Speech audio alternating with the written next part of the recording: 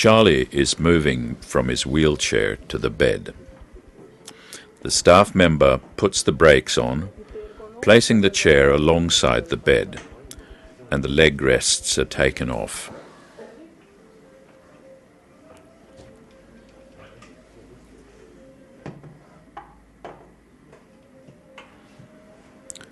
Charlie gets the belt tightly put around his hips and stomach.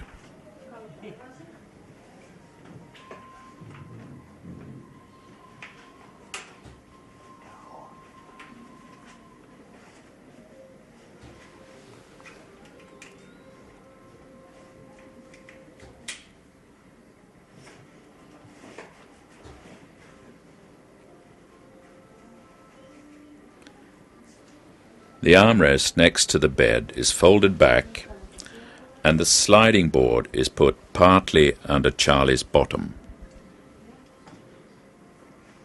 The staff member then sits down on the bed part of the sliding board, and lifts Charlie's left leg over her right leg. She holds Charlie's left hand and holds onto the belt with her other hand. She initiates Charlie's movement by leaning forward herself. Charlie bends forwards and pushes with his right arm against the armrest of the wheelchair.